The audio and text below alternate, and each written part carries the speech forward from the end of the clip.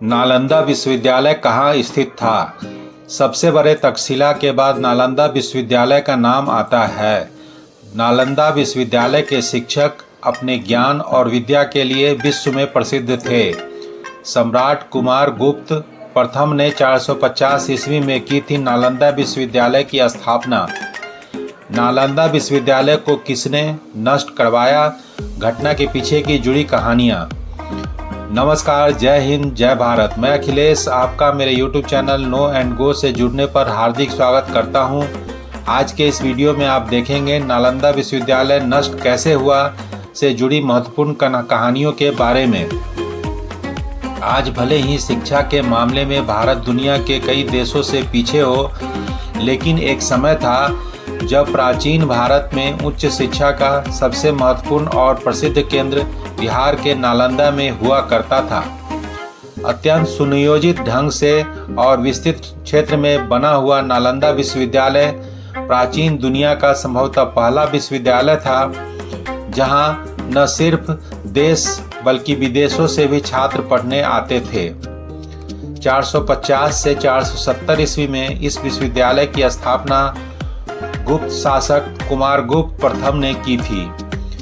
उसके बाद हिंदुस्तान शिक्षा का सर्वाधिक महत्वपूर्ण और विख्यात केंद्र बन गया था।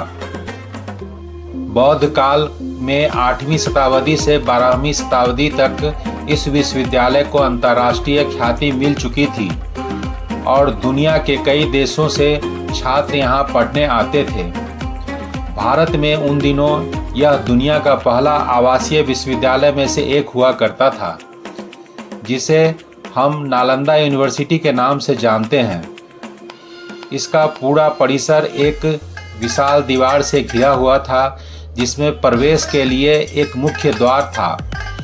आज भी इस विश्व प्रसिद्ध प्राचीन बौद्ध विश्वविद्यालय का खंडहर पटना से लगभग 90 किलोमीटर और बिहार शरीफ से करीब 12 किलोमीटर की दूरी पर स्थित है। भारत के विभिन्न जगहों के अलावा दूसरे देशों जैसे कोरिया, जापान, चीन, तिब्बत, इंडोनेशिया, फ्रांस, ईरान, तुर्की से इस यूनिवर्सिटी में करीब 10,000 छात्र पढ़ते थे। इसका भवन बहुत ही सुंदर और विशाल हुआ करता था, जिसकी वास्तुकला भी अत्यधिक सुंदर थी। आज के समय में यह जगह एक खंडहर है और यहाँ दुनिया भर से लोग घूमने के लिए आते हैं। प्रसिद्ध चीनी यात्री ह्वेनसांग ने यहाँ आकर शिक्षा प्राप्त की थी और यहाँ के जीवन के बारे में अपनी किताब में लिखा। जुआनजैंग, जिन्हें ह्वेनसांग चीनी यात्री के रूप में जाना जाता है, उसने भी यहाँ के मनोरम वातावरण का वर्णन किया है। परिसर में अनेक स्तूप, मठ और मंदिर थे। इन मंदिर में भगवान बुद्ध की मूर्तियां विराजमान हुआ करती थी। आज इस सुंदर भवन का बस खंडहर ही बाकी है। इससे भी इस भवन की सुंदरता का अंदाजा लग जाता है। कठिन प्रवेश परीक्षा यहाँ प्रवेश के लिए हुआ करती थी। अत्यंत प्रतिभाशाली छात्र ही इन परीक्षाओं में सफल होकर प्रवेश पाते थे। यहाँ कैसे पहुँचे? अगर आप हवाई मार्ग से आना चाहते हैं तो निकटतम हवाई अड्डा पटना, जो यहाँ से 89 किलोमीटर की दूरी पर है। रेल मार्ग से अगर आना चाहते हैं तो निकटतम रेलवे स्टेशन राजगीर है, जो यहाँ से नालंदा से 12 किलोमीटर की दूरी पर स्थित है। सड़क मार्ग से आप नालंदा से राजगीर 12 किलोमीटर, बोधगया से 110 किलोमीटर, गया से 95 किलोमीटर, पटना से 90 किलोमीटर आदि जगहों से आप यहां से आसानी से पहुंच सकते हैं, जो रोड मार्ग से जुड़ा हुआ है। यहां स्थानीय सवारी रिक्शा या तांगा आपको मिल जाएंगे। प्राचीन नालंदा विश्वविद्यालय में 300 कमरे, 7 बड़े बड़े हॉल और अध्ययन के लिए कई मंजिला एक विशाल पुस्तकालय था। कहते हैं यहाँ इतनी किताबें रखी थी जिन्हें गिन पाना आसान नहीं था। यह विश्वविद्यालय लगभग 800 साल तक अस्तित्व में रहा। इसे तक्षशिला के बाद दुनिया का दूसरा सबसे प्राचीन विश्वविद्यालय माना जाता था। आवासीय परिसर के तौर पर यह विश्व का पहला विश्वविद्यालय था। इस विश्वविद्यालय की स्थापना का उद्देश्य आध्यात्म और ध्यान के लिए एक केंद्र बनाने का था।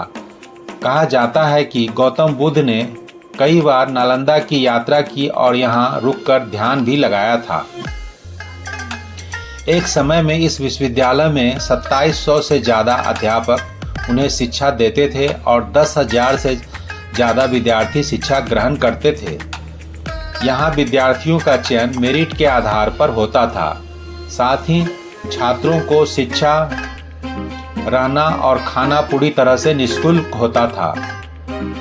नालंदा में छात्रों को लिटरेचर, एस्ट्रोलॉजी, मैथ्स, साइकोलॉजी, राजनीतिक शास्त्र, इतिहास, साइंस, इकोनॉमिक्स, मेडिटेशन आदि जैसे विषयों को पढ़ाया जाता था। इस विश्वविद्यालय की स्थापना 5वीं शताब्दी में गुप्त वंश के शासक सम्राट कुमार गुप्त ने की थी। साथ ही महान सम्राट हर्षवर्धन और पाल शासकों का भी संरक्षण मिला था इस विश्वविद्यालय को। यहाँ खुदाई के दौरान ऐसी कई प्रकार की मुद्राएं भी मिली हैं जिससे इस बात की पुष्टि होती है। नालंदा विश्वविद्यालय नष्ट कैसे हुआ? बात उन दिनों की है जब बख्तियार खिलजी ने बौद्धों द्वारा शासित उत्तर भारत के कुछ क्षेत्रों पर कब्जा कर लिया था। इतिहासकारों के अनुसार बिहार पर सबसे पहले विजय पाने वाला मुस्लिम शासक मोहम्मद बिन बख्तियार खिलजी ही था। उसके कुछ समय बाद वह गंभीर रूप से बीमार हो गया। उसके हकीमों ने उसका बहुत इलाज किया किंतु वह ठीक न हो सका और मरणासन स्थिति में पहुंच गया। लोगों ने उसे सलाह दी कि वह आचार्य राहुल श्रीभद्र से अपना इलाज करवाए, जो उस समय नालंदा विश्वविद्यालय के आयुर्वेद विभाग के प्रमुख थे। परंतु वह यह विश्वास करने को तैयार नहीं था कि भारतीय वैद्य उसके हकीमों से ज़्यादा ज्ञानी हैं। लेकिन अपने मरणासन स्थिति में से बाहर आने के लिए वह नालंदा विश्वविद्यालय के आचार्य राहुल श्रीभद्र से एक शर्त पर उपचार कराने को तैयार हुआ, जो उसके द्वारा दी गई किसी भी प्रकार की दवा वह नहीं खाएगा। बिना दवा खिलाए उसने कहा, जो अगर तुम ठीक कर दोगे तो ठीक है।